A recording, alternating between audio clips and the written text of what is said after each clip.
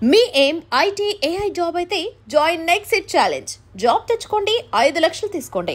ఈ సినిమా చాలా outdoor shoots జరిగినాయి, చాలా రిస్కీ షాట్స్ కూడా ఉన్నట్టుగా తెలుస్తుంది. ఇందులో మీరు చాలా రిస్కీ షాట్స్ చాలా చేశారా? అందులో బాగా ఛాలెంజింగ్గా ఫీల్ అయిన సీన్స్ ఉన్నాయేమన్నా? బాగా ఛాలెంజింగ్గా ఫీల్ అయ్యేది ఎప్పుడు ప్రమోషన్స్ సార్. షూటింగ్ అనేది చాలా తేలిగ్గా ఉంటుంది, బట్ జోక్స్ అపార్ట్ చాలా చేసాం సార్. అంటే నిజంగా లైవ్ లొకేషన్స్కి వెళ్ళి చేసాం మేము. ఏది బాడీ డబుల్స్ వాడటమో, లేకపోతే డూపులను వాడి చేయటమో, లేకపోతే గ్రీన్ మ్యాట్లో చేయటమో చేయాల. నిజంగా హిమాలయస్ వెళ్ళాం, నిజంగా శ్రీలంక వెళ్ళాం, నిజంగా బ్యాంకాక్ వెళ్ళాం. ఆ లొకేషన్స్లో ఫైట్లు చేసాం, యాక్షన్ చేసాం, అన్ని స్టంట్స్. రేపు పొద్దున్న మీరు సినిమాలో చూడబోయే ప్రతి ఒక్క స్టంట్ నేను చేసిందే. ఓకే. సో చాలా ఉన్నాయి సార్. ఎక్కడ డూబ్ లేదు, నథింగ్ అసలు ఎక్కడ లేదు. Okay sir. హనుమాన్ తర్వాత అంటే యాక్సిడెంటల్ కాకతాళీయంగా ఈ కథ వచ్చిందా, లేకపోతే మళ్ళీ హనుమాన్ తర్వాత ఇక నా స్థాయి పాన్ ఇండియా స్థాయి, ఈ లార్జర్ దెన్ లైఫ్ స్టోరీలే చేయాలని ఫిక్స్ అయిపోయారు? అసలు అంటే హనుమాన్కి ముందు కమిట్ అయిన సినిమా సార్ ఇది. ఓకే. హనుమాన్ రిలీజ్ కంటే ముందు కమిట్ అయిన సినిమా.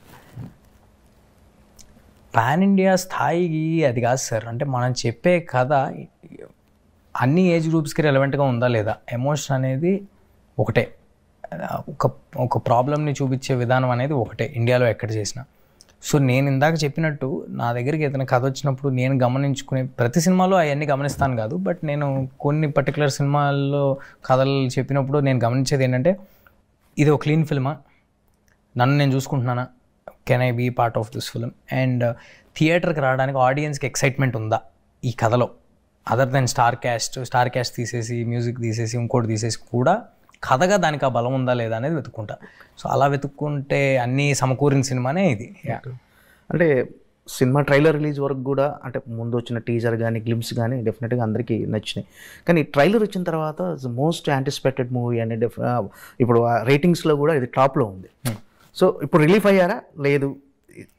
టెన్షన్ రిలీఫ్ అయ్యారా? లేదు, అది ఏం అవ్వలేదు. నాకు ఆ వీకెండ్ అయ్యేంత వరకు సినిమా అందరికీ డెలివరీ అయింది, అందరికీ నచ్చింది అనేంత వరకు అది ఎప్పుడు ఉంటుంది సార్. ట్రైలర్ చూసిన తర్వాత మీకు వచ్చిన ఫీడ్బ్యాక్ ఎలా ఉందని ఇండస్ట్రీ నుంచి కానీ? Great sir, great. అంటే డెఫినెట్లీ సర్ప్రైజ్ అయ్యామని చెప్పారు. Yeah, very good. అంటే చిరంజీవి గారి దగ్గర నుంచి కొన్ని నోట్ వచ్చినట్టుగా తెలుసు చిరంజీవి గారు. Yeah, so sweet of Chiranjeevi sir. ఎప్పుడు నేనే కాదు, ఎవరు ఆయన్ని మెప్పించిన ఫస్ట్ వెన్ను తట్టి ప్రోత్సహిస్తారు. సో అలా చిరంజీవిలో పెద్ద మెసేజ్ పెట్టారు మా ప్రొడ్యూసర్ గారికి, నాకు వెరీ హ్యాపీ. అంటే మిరాయిలో అంటే మెయిన్ కిడ్స్, అంటే ఇప్పుడు మామూలుగా పిల్లలు కిడ్స్ని అలరించే అంశాలు ఉన్నాయి సార్. ప్రెడామినెంట్లీ ఫ్యాంటసీ అంటేనే అది కదా సార్. పిల్లలకి ఒక చందమామ కథ చూస్తున్నట్టు ఉంటుంది. స్టార్టింగ్ నుంచి ఎండింగ్ వరకు వాళ్ళకి చాలా ఎంటర్టైనింగ్గా ఉంటుంది. కథ కూడా చాలా నీట్గా అర్థమవుద్ది ఏం జరుగుతుంది ఏంటనేది. యా, డెఫినెట్లీ పిల్లలకి చాలా ఎక్సైటింగ్గా ఉండే సినిమా సార్.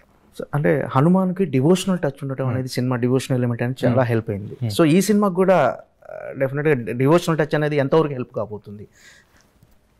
అంటే సార్ డివోషనల్ ఇంకెలా చెప్పాలి, ఆ కథలో ఆ అవసరం ఉంది కాబట్టి అది పెడతారు. కానీ కేవలం డివోషనల్ ఫిలిమ్స్, డైరెక్ట్గా డివోషనల్ ఫిలిమ్స్ తీస్తేనే చాలాసార్లు అవి ఆకట్టుకోవు ఆడియన్స్ని. బట్ ప్రెడామినెంట్గా మేము చెప్తున్న సినిమా ఒక యాక్షన్, అడ్వెంచరు, ఫ్యాంటసీ, ఎమోషను, ఒక తల్లి కొడుకున్న ఎమోషను, అంత కథ చెప్తున్నాము. అందులో డెఫినెట్గా మనం చెప్పబోయే ఇతిహాసాల్లో ఉన్న ఒక పాయింట్ మేము ఏదైతే ఎత్తుకుని చెప్తున్నామో అది చాలా చిన్న పోర్షన్ ఉన్నప్పటికీ ఒక మంచి మోరల్ ఎట్ రైట్ టైం మీకు ఒక ఎలివేషను, గూస్ బంప్స్ ఇచ్చేలాగా డెలివర్ అవుతుంది. సో యా, బట్ యా, అంతే. అంటే మీరు బాలనటుడు అవ్వటం యాజ్ ఆర్టిస్ట్గా అంటే ఇప్పుడు ఎంతవరకు ప్లస్ అయిందంటే, ఇప్పుడు చేసిన క్యారెక్టర్స్ కానీ వీటికి కానీ అంటే మోర్ ఈజీ అయిందా మీకు? డెఫినెట్గా సార్. అంటే అసలు జీరో కెమెరా ఫియర్ నాకు. నా కెమెరా ఉన్నా లేకపోయినా I will be the same. And చిన్నప్పటి నుంచి పెద్ద పెద్ద ఆర్టిస్టులతో వాళ్ళతో చేసేపాటికి కెమెరా ఫ్రెండ్లీ అయ్యేపాటికి నాకు ఎప్పుడు ఎదుట ఆర్టిస్ట్, ఎంత పెద్ద ఆర్టిస్ట్ అయినా ఎవరైనా అదేం ఉండదు. My concentration will be only on my scene. నేను ఏదో పర్ఫామ్ చేస్తున్నాను అనే ఆలోచన నాలో ఎప్పుడూ ఉండదు. సో యా, దట్ వే చాలా హెల్ప్ అయింది. టోటల్ అవుట్పుట్ చూసుకున్నా సార్ మిరాయి మీరు చూసుకున్న తర్వాత మీకు ఎలాంటి కాన్ఫిడెన్స్ వచ్చిందో? ఫస్ట్ మన డైరెక్టర్ ఘట్టంనేని ఆయన కార్తిక్ నేరేషన్ ఇచ్చినప్పటికీ ఇప్పటికీ మీరు మొత్తం అవుట్పుట్ చూసుకున్న తర్వాత ఏంటి, ఎలా అనుకున్నట్లుగా ప్రజెంట్ చేశారని? ఇంకా గ్రాండ్గా ప్రజెంట్ చేశాడు సార్. విజువల్గా మీరు చూస్తే అర్థమవుతుంది, విజువల్గా this film is very rich first of all. And definitely చాలా ఎక్సైటింగ్ ఫిల్మ్ అయితే డెలివరీ చేస్తాం. ఒక థియేటర్ ఫిల్మ్, ఒక ఆడిటోరియం మూమెంట్ ఉండే ఒక సినిమా. I'm very excited to watch it in the theatres. Okay. Karthik Ghattamaneni గారి అంటే ఈ సినిమా ఆయనకి డైరెక్టర్గా ఎంతవరకు, అంటే ఇప్పటివరకు డైరెక్టర్గా బిగ్గెస్ట్ సక్సెస్ అనేది ఆయన కెరీర్లో లేదు. యాజ్ అ సినిమాటోగ్రఫర్గా ఆయన మంచి పేరు. ఈ సినిమా అతని డైరెక్టర్గా ఎంతవరకు ప్లస్ అవుతుంది సార్ ఆయన కెరీర్కి? సార్ అంటే ఏది రిలీజ్కి ముందు అలా టాల్ క్లెయిమ్స్ చేసి అలా చెప్పడం నాకు అలవాటు లేదు. బట్ నేనేం చెప్పగలనంటే కార్తిక్ గారు హ్యాస్ డెలివర్డ్ సిన్సియర్ ఎఫర్ట్ లేకపోతే ఇలాంటి సినిమా, ఇలాంటి కథ, ఇలాంటి విజువల్స్ ఇంత పెద్ద స్పాన్లో ఇలా చేయలేరు ఎవరు. సో ఐ హోప్ దీని తర్వాత ఇలాంటి క్వశ్చన్స్ కార్తిక్ గారి గురించి ఎవరు అడగరని ఐ హోప్. ఓకే. అంటే యాజ్ ఎ హీరోగా, యాజ్ ఎ కెరీర్కి మీకు ఈ పర్సనల్గా జాబ్ సాటిస్ఫాక్షన్ ఎంతవరకు ఇచ్చింది సార్ ఈ సినిమానా? సార్ ఆనెస్ట్గా నేను అసలు జాబ్ సాటిస్ఫాక్షన్ లేకపోతే నేను I will not even get in to it sir. ఎందుకంటే నేను ఒక 2-3 నాకు వచ్చిన సినిమాల్లో ఏదో ఒకటి సెలెక్ట్ చేసుకోవాలి అని ఒకటి సెలెక్ట్ చేసుకుని చేసే ధోరణి నాది కాదు. నేను ఆడియన్స్ అందరినీ థియేటర్కి వచ్చి చూడమని నా సినిమా అడుగుతున్నాను.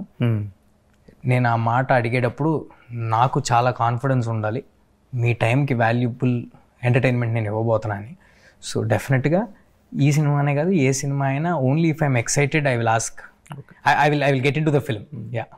అంటే సార్ కొన్ని ప్రెస్ మీట్స్లో కానీ ఎక్కడైనా Q&Aలో కానీ అంటే ఈ సినిమాలో హై బడ్జెట్ ఫిలిం ఇది, తేజ సజ్జా గారి క్యాన్వాసింగ్ చాలా పెద్ద క్యాన్వాసింగ్ అని మీ గురించి కొంచెం తక్కువ చేసి మాట్లాడినప్పుడు మీరు డెఫినెట్గా వాళ్ళకు కరెక్ట్ కౌంటర్ ఇస్తున్నారు. ఈ సినిమాకి ఎవరు బిఫోర్.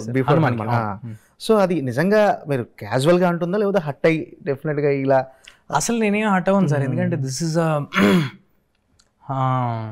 నేను చిన్నప్పటి నుంచి ఇక్కడే ఉన్నాను సార్. మన పెద్ద పెద్ద సూపర్ స్టార్స్ గురించే, ఎంతో సొసైటీకి సినిమా ఇండస్ట్రీకి సేవ చేసిన వాళ్ళ గురించే ఎలా పడితే అలాగా అందరూ మాట్లాడుతూ ఉంటారు. అవి బాధగా అనిపిస్తాయి. నా గురించి అడిగే వాటి గురించి నేనేమీ అనుకోను. ఎవరి డౌట్లు వాళ్ళకి అవతల వాళ్ళ మీద ఉంటాయి మనం పబ్లిక్ మీడియంలో ఉన్నప్పుడు. సో దాన్ని మన వర్క్తో ఆన్సర్ చేసుకుంటూ వెళ్ళాలి. టచ్ వుడ్ ఈ సినిమాకి ఓ కాన్ఫిడెన్స్ బిల్డ్ అయింది ఆడియన్స్ అందరిలో, అండ్ దాన్ని కూడా నిలబెట్టుకుంటానని కోరుకుంటున్నాను. Okay sir. హనుమాన్ టైంలో పెద్ద పెద్ద సినిమాల మధ్యలో రిలీజ్ అయింది. మీరు అనుకున్నారా హనుమాన్ అంత కమర్షియల్గా? అంటే ఇక్కడ నార్త్ బెల్ట్లో కూడా బిగ్గెస్ట్ సక్సెస్ అయింది పాన్ ఇండియా లెవెల్లో. నాకు తెలిసి అంత ఎవరు ఊహించని రేంజ్కి వెళ్ళిపోయింది ఆ సినిమా. మీరు ముందు అనుకున్నారు సార్ హనుమాన్ ఈ రేంజ్కి వెళ్తుందని? అసలు డెఫినెట్గా పెద్ద రేంజ్ సినిమా వద్దు అనుకున్నాను, కానీ అది ఏం పర్ఫామ్ చేసినా అంత అది ఎప్పుడు ఊహించలేదు సార్. అంటే నిజంగా కూడా నేను ఏదో ఇంత నెంబర్ చేయాలి అంత నెంబర్ చేయాలి ఏ సినిమాకి అలా పెట్టుకోను సార్. ఈ సినిమాకి కూడా అలాంటిది ఏం లేదు. నేను నా 100% ఎఫర్ట్ డెలివర్ చేసేంత వరకు ఉంటుంది. అది ఆడియన్స్కి నచ్చిందా లేదా అనేది నాకు ఇంపార్టెంట్. మీరు ఎందుకంటే పాన్ ఇండియా హీరో అని పిలవద్దు, నన్ను అలా పిలవటం వేరే వాళ్ళకి ఇబ్బందిగా ఉంది అంటున్నారు. ఏంటి మీకేమన్నా ఇబ్బంది కలిగిందా? ఇలా ఎవరన్నా అదేమీ లేదు సార్. అంటే అనిపిస్తుంది కదా సార్, అంటే I'm yet to do a lot of work. చాలా పెద్ద బాడీ ఆఫ్ వర్క్ చేయాలి, ఒక 15-20 years గ్రేట్ వర్క్ చేయాలి. So it's too early for anybody. ఒక్క సినిమా తాలూకా సక్సెస్సో ఫెయిల్యూరో నన్ను డిఫైన్ చేయకూడదు. నా ఎఫర్టు, నా క్రాఫ్ట్, నా టాలెంట్, నా సిన్సియారిటీ నన్ను డిఫైన్ చేయాలని నమ్ముతా. సో అది ఏం సరే. మిరాయి ఎలా ఉండబోతుంది? మరోసారి లార్జర్ దెన్ లైఫ్ స్టోరీ, ఒక ఇతిహాసాలు, మైథలాజికల్ అన్నీ టచ్ ఉన్నట్టుగా, అంటే ట్రైలర్స్ చూస్తే అన్నీ డెఫినెట్గా థియేటర్కి వెళ్ళి సినిమా చూసేయాలి అని ప్రేక్షకుల్లో ఒక యాంగ్జైటీ, డెఫినెట్గా చూసేయాలని ఒక కలిగింది. ఏంటి మిరాయి ఎలా ఉండబోతుంది అసలు? చిన్న పిల్లల దగ్గర నుంచి 3 ఏళ్ళ పిల్లల దగ్గర నుంచి, నేను మొన్న ప్రెస్ మీట్లో కూడా ఇదే చెప్పాను, 3 ఏళ్ళ పిల్లల దగ్గర నుంచి 80 ఏళ్ళ వరకు అందరికీ ఒక రిలవెంట్ ఫిల్మ్ తీసామండి. It is a film that is relevant across generations. Fantasy, action, emotion, elevation, devotion అన్నీ కలిపి ఉన్న subject. And moreover extraordinary making, visual. మీరు ట్రైలర్ చూస్తే మీకు అర్థమవుతుంది. ఒక విజువల్గా ఒక కొత్త వరల్డ్. మనం తెలుగు సినిమాలో, నేను కాన్ఫిడెంట్గా చెప్పగలను, మన తెలుగు సినిమాలో ఇప్పటివరకు చూడని కైండ్ ఆఫ్ యాక్షన్ ఎపిసోడ్స్. ఇవన్నీ ఉన్నప్పటికీ కూడా చాలా కథ, వెరీ రిచ్ స్టోరీ, అంటే ఎక్కువ కథ ఉన్న సినిమా. ఇవన్నీ ఉన్నప్పటికీ మన కోర్ లెవెల్ ఒక తల్లి ఆశయం కోసం, తల్లి ఆశయాన్ని కొడుకు ఎలా తెలుసుకున్న దానికోసం ఎంత దూరం వెళ్ళాడు అనే ఒక మన కల్చర్కి చాలా దగ్గరగా ఉండే ఒక ఎమోషనల్ ఫిల్మ్. బట్ చాలా ఎక్సైటింగ్గా ఉంటుంది, అంటే థ్రిల్లింగ్గా ఉంటుంది. స్టార్టింగ్ నుంచి ఎండింగ్ వరకు మీకు ఒక సాలిడ్ కథ చెప్తున్నట్టు, మీరు అలా హుక్ అయ్యి ఒక చందమామ కథ చూసినట్టు చూస్తారు సినిమాని. అంటే ఈ కథ విన్నప్పుడు ఖచ్చితంగా ఈ సినిమా చేసేయాలి అని మీకు గూస్ బంప్స్ వచ్చి రక్తం మరిగిన అంశం ఏంటి, అంత ఎలిమెంట్ ఏంటి అసలు ఈ సినిమాలో? ఈ ఖచ్చితంగా చేసేయాలి నేను ఎప్పుడు అలా ఫీల్ అవ్వకపోతే అసలు చేయనండి సినిమా. నేను 100% ఫుల్ ఎక్సైట్ అవ్వాల్సిందే. సో ఏదో లెక్కలు వేసుకుని కొలతలు వేసుకుని చేయటం అనేది ఎప్పుడు నాతో ఉండదు. ఈ పర్టికులర్ ఫిల్మ్ యాక్షన్ అడ్వెంచర్ అనేది మన తెలుగు సినిమాల్లో చాలా అరుదుగా వచ్చే ఒక ఇది. అండ్ మోర్ ఓవర్ అశోకుడు 9 పుస్తకాల గురించి, ఆ జ్ఞానం గురించి ఒక మిత్ మనం ఇప్పటి నుంచో వింటూ ఉన్నాం. అదొక ఎక్సైటింగ్ ఎలిమెంట్. అండ్ ఈ సినిమాలో ఎంతటి పెద్ద విపత్తు వచ్చినా, ఎంతటి పెద్ద విపత్తు రాబోతున్నా దానికి సమాధానం మన ఇతిహాసాల్లో ఎప్పుడో పెట్టబడి ఉంది అనే ఒక కాన్సెప్ట్ నాకు హైనిచ్చిన కాన్సెప్ట్. అండ్ ఇవన్నీ ఎవరు చెప్పారు అనేది కూడా ఇంపార్టెంట్ అండి. ఇదంతా ఒక ఎక్స్ట్రీమ్లీ టాలెంటెడ్ పర్సన్ కార్తిక్ ఇలాంటి ఐడియా చెప్పేపాటికి ఐ వాజ్ సూపర్ ఎక్సైటెడ్. అంటే ఇది నేరేషన్ ఇచ్చినప్పుడు మీకు బాగా ఈ సినిమా చేశాను సన్నివేశం ఏదైనా గుర్తుందా? నేరేషన్ ఇచ్చిన బాగా ఈ సినిమా ఖచ్చితంగా చేసేయాలి అని ఒక అనిపించిన సన్నివేశం ఏదైనా ఉందా ఈ సినిమాలో ఫస్ట్ నేరేషన్ ఇచ్చినప్పుడు? క్లైమాక్స్ నాకు ఎక్స్ట్రాడినరీ కిక్ ఇచ్చింది. అలానే కాదు సార్, అంటే యాజ్ అ హోల్ ఏదో అంటే నేను కథ వినేటప్పుడు నన్ను నేను చూసుకుని నేను ఈ సీన్ చేస్తే ఎలా ఉంటుంది, అది నాలో ఉండదండి. ఓవరాల్గా యాజ్ అన్ ఎక్స్పీరియన్స్ ఆడియన్స్ థియేటర్కి రావడానికి ఒక రీజన్ ఉందా? As an experience I delivering something totally new that nobody has delivered until now. And but at చాలా కొత్తగా ఉండాలి బ్యాక్డ్రాప్ విధంగా, బట్ కథగా మనకు తెలిసిన కథే ఉండాలి. మనకు తెలిసిన కథ అంటే I mean to say emotions మనకు దగ్గరగా ఉండే ఎమోషన్ అయి ఉండాలి. అండ్ చాలా క్లీన్ ఫిల్మ్ అయి ఉండాలి. అక్రాస్ జనరేషన్స్ రిలేటబుల్గా ఉండే సినిమా ఉండాలి, అందరికీ కనెక్ట్ అయ్యే సినిమా ఉండాలి. ఇన్ని అంశాలు కలగలిసి రావడం అనేది అరుదుగా జరుగుతాయి సార్. సో ఇవన్నీ ఈ సినిమాలో కలిసి వచ్చినాయి. Okay, yeah. కార్తీక్ ఘట్టంనేని ముందు సక్సెస్ ఇచ్చాడా లేదా అనేది వదిలేస్తే, యాజ్ అతను నేరేషన్ చెప్పి అతని స్ట్రెంగ్త్ ఏం గమనించారంటే కార్తీక్ ఈ సినిమా తీయగలడు అంటే కార్తీక్ స్ట్రెంగ్త్ ఏమిటి అనుకుంటున్నారు? Actual Karthik strength sincerity sir, sincerity. And Karthik strength కొత్తగా నేను గమనించేది ఏముంది సార్, తను excellent photographer, most talented cinematographers in Tollywood.